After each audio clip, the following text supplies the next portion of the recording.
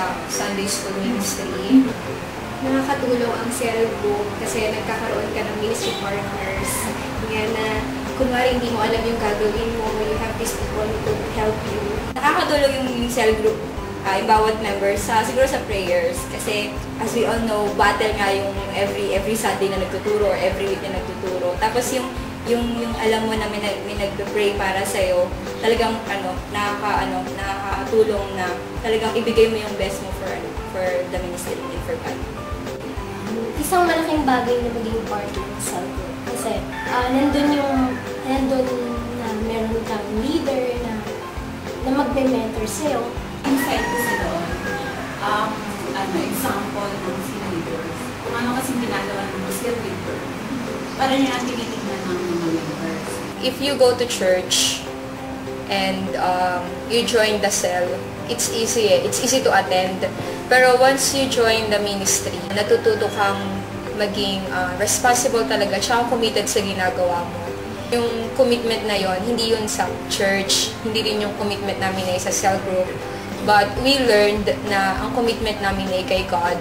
Yung joy ko sa Sunday School Ministry is seeing talaga yung mga bata na nag-grow talaga spiritually. Natutulungan mo sila at natutulungan ka rin nila. Personally po ako, nag-develop po yung patience ko sa Sunday School Ministry. Much patience.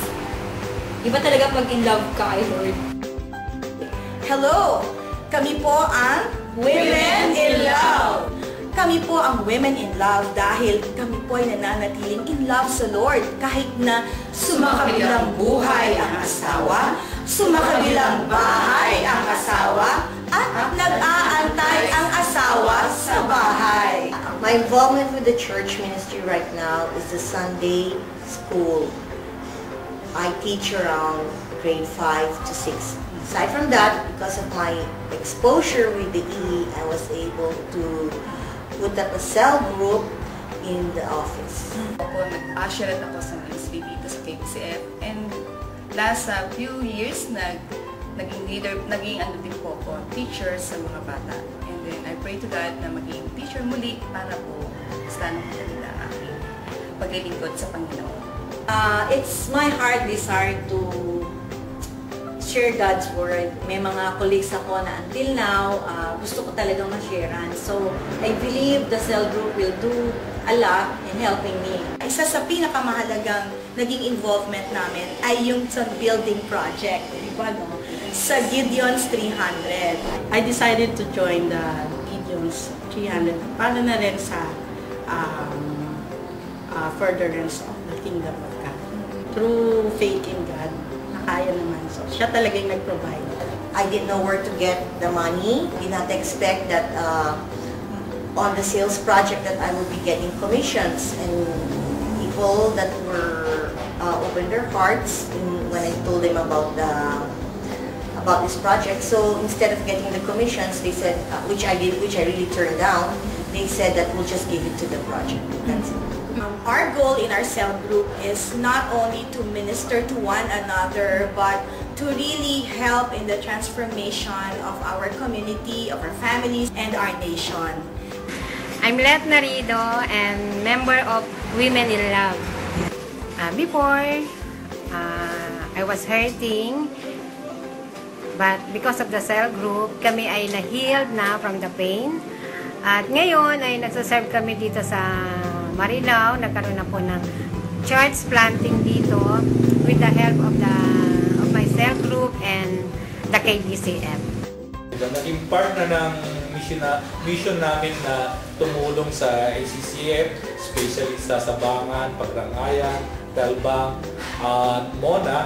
Sa mga lakad namin sa Alaminos ay ako yung papasalamat na ako po ang inaatasang magmaneho. Ako naman po ay ginagampanan ko yung aking tungkulin, ang aking pag-iingat sa pagmamaneho na kami po ay makarating sa aming pupuntahan ng matiwasay, ng maayos. Miski na mahirap yung pupuntahan namin, hindi namin alintana yung pagod.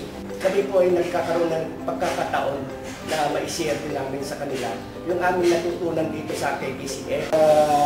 Sa totoo nga yan, nakataasan ako magbigay ng kaunting pananalita about typing. sa pagranganan, saka sa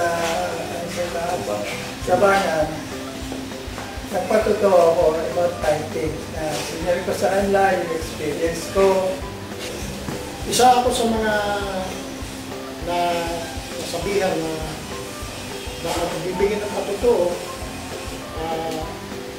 kandigay ng the Holy Spirit. Sinasabi ko lahat, wala akong ako naging Kristo. Pagkatapos ng service, pinapakain kami ng ginataan, ganyan. Kaya namin talagang welcome na welcome kami rito sa iglesia ng ating Panginoon. Yung cell group namin, nag-start sa noong 2007. So magkakaklase kami noon. High school kami, 3rd year. Minit kami ni Ate Nini.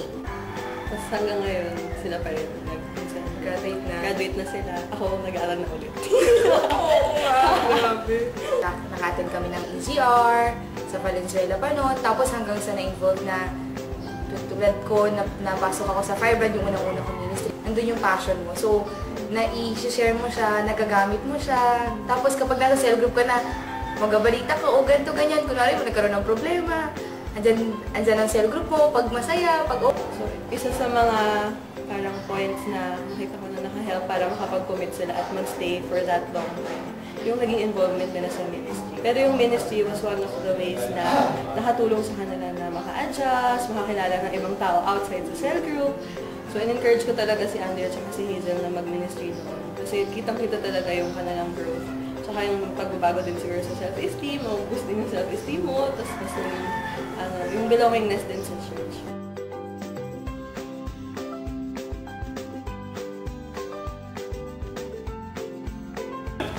We are the Committed Ladies and we serve!